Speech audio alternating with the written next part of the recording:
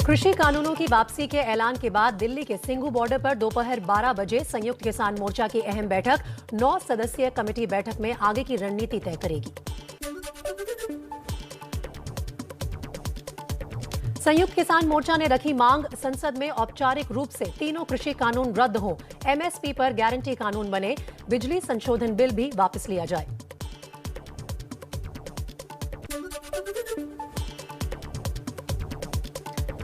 कृषि कानूनों की वापसी पर किसान नेता राकेश टिकैत ने कहा, बैठक में आगे की रणनीति पर फैसला, एमएसपी भी एक बड़ा सवाल है, उस पर भी कानून बन जाए।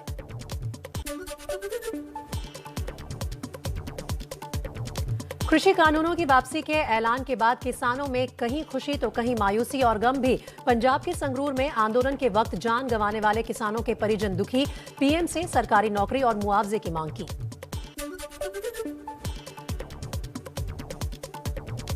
कृषि कानून के खिलाफ दिल्ली के टीकरी बॉर्डर पर हरियाणा के किसान का बिना शर्ट के 1 साल से प्रदर्शन, कहा आधिकारिक तौर पर कानून वापस होने पर ही पहनूंगा पूरे कपड़े।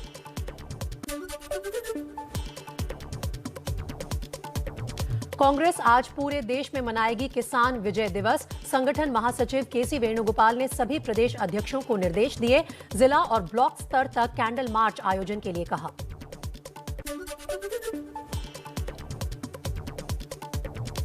लखीमपुर कांड को लेकर प्रियंका गांधी ने पीएम को चिट्ठी लिखी। गृह राज्य मंत्री अजय मिश्रा का इस्तीफा नहीं होने को लेकर उठाए सवाल, कहा सरकार आरोपी को बचाने की कोशिश कर रही है।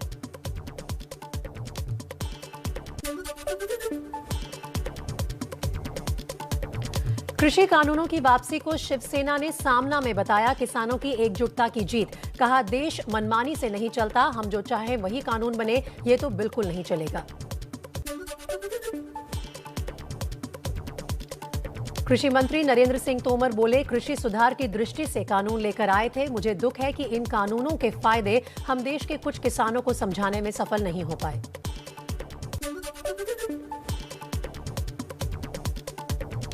कृषि कानून की वापसी के बाद बीजेपी और अकाली दल के साथ आने की कयास तेज। कृषि कानूनों के खिलाफ ही अकाली दल ने बीजेपी से तोड़ लिया था गठबंधन, हालांकि सुखबीर बादल अभी इस पर कुछ नहीं बोले।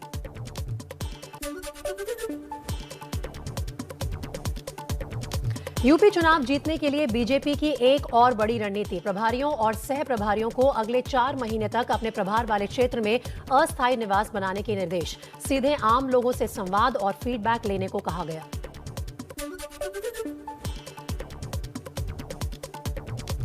All India DGP IG police conference में शामिल होने के लिए पहुंचे पीएम मोदी, लखनऊ के पुलिस मुख्यालय बिल्डिंग में कॉन्फ्रेंस।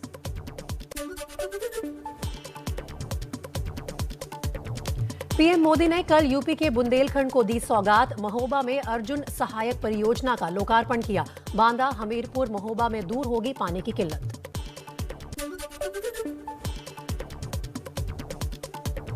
आज शाम 5 बजे जयपुर में अशोक गहलोत मंत्रिमंडल की बैठक, सभी मंत्री अपना इस्तीफा दे सकते हैं, राजस्थान में मंत्रिमंडल विस्तार की खबर है।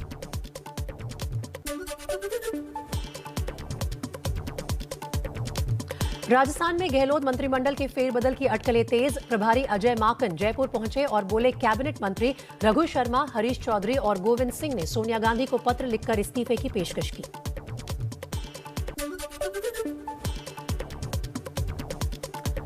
कांग्रेस ने उत्तराखंड, गोवा और मणिपुर के लिए स्क्रीनिंग कमेटी का ऐलान किया। अविनाश पांडे को उत्तराखंड, जयराम रमेश को मणिपुर और रजनी पाटिल को गोवा का प्रमुख बनाया।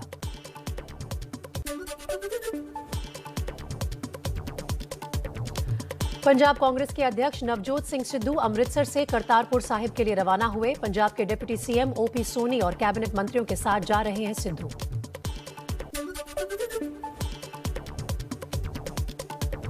मॉर्निंग वॉक के दौरान बंगाल से बीजेपी के सांसद दिलीप घोष पर लोगों ने खेला होबे कहकर कमेंट किया।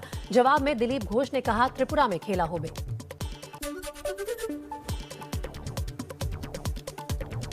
अमेरिकी स्पेस एजेंसी नासा ने दिल्ली एनसीआर में प्रदूषण के लिए पराली जलाने को जिम्मेदार ठहराया। तस्वीरें जारी कर किया दावा, सरकार ने सुप्रीम कोर्ट को दिए हलफनामे में पराली को जिम्मेदार नहीं माना है।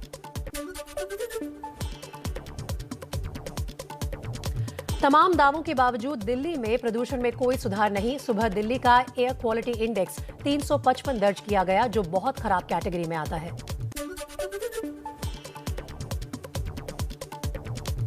दिल्ली में प्रदूषण पर काबू पाने के लिए रेड लाइट ऑन गाड़ी ऑफ मुहिम का दूसरा चरण हुआ शुरू। ट्रैफिक सिग्नल पर खड़े दुपहिया सवार को मंत्री गोपाल राय ने फूल दिया। 3 दिसंबर तक चलेगी मुहिम। 24 घंटे में देश में कोरोना के 10,302 नए केस सामने आए, जबकि 267 लोगों की मौत। मार्च 2020 के बाद सबसे कम एक्टिव केस, करीब 5800 मामले अकेले केरल से।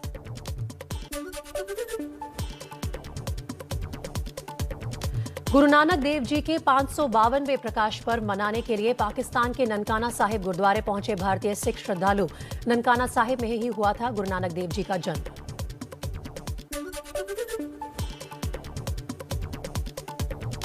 दिल्ली से लगे गुरुग्राम में शुक्रवार की नमाज पर फिर संकट। गुरुद्वारा सिंह सभा कमेटी ने गुरुद्वारे में नमाज की मुस्लिम समुदाय से पेशकश की थी, पर गुरुपर्व की वजह से नहीं हो सकी नमाज। आगे फैसला अब कमेटी लेगी।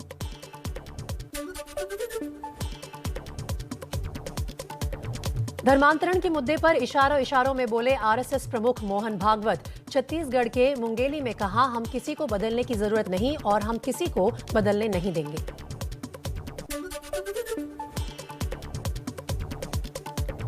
आंध्र प्रदेश के कड़पा जिले में बाढ़ ने मचाई तबाही। उफनती नदी में बस डूबने से 11 लोगों की मौत, 50 से ज्यादा लापता। पुलिस के साथ एनडीआरएफ का रेस्क्यू ऑपरेशन जारी।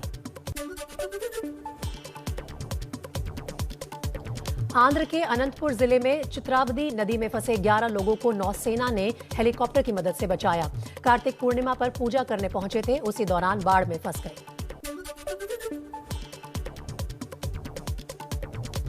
तमिलनाडु के वेल्लोर जिले में भारी बारिश का कहर। पलारू नदी का पानी गांव में घुसा, कुछ घर भी गिरे। 9 लोगों की मौत की खबर। वहीं गुजरात के कई जिलों में भी दूसरे दिन मुसीबत बनी बेमौसम बारिश। सूरत शहर में कई जगह जल भराव से परेशान हुए लोग।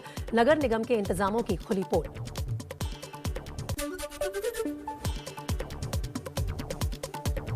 गुजरात में बेमौसम बारिश से सबसे ज्यादा किसानों पर आफत। वलसाड, नवसारी, बनासकांठा, साबरकांठा और पाटन जिले में कपास, मूंगफली, राई की फसलें तबाह। चीकू फल के कारोबारियों की भी मुश्किलें बढ़ी।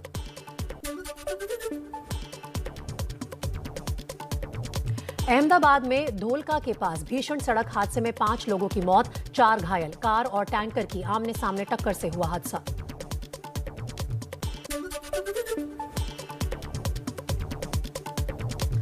आज शाम 6:45 बजे बद्रीनाथ धाम के कपाट बंद होने के साथ इस साल की 4 धाम यात्रा का समापन होगा। शीतकाल में बद्रीनाथ की पूजा पांडुकेश्वर और जोशीमठ में होगी।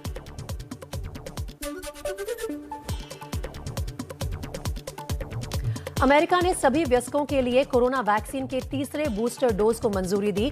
फाइजर या मॉडर्ना की दूसरी डोज के 6 महीने बाद ले सकते हैं बूस्टर डोज।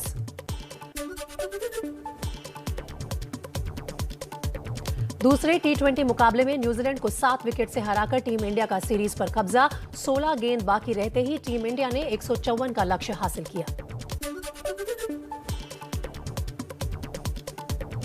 डेब्यू पर शानदार गेंदबाजी के लिए हर्षल पटेल बने player of the match. Harshal ने 2 विकेट लिए। तीसरा T20 कल कोलकाता में खेला जाएगा।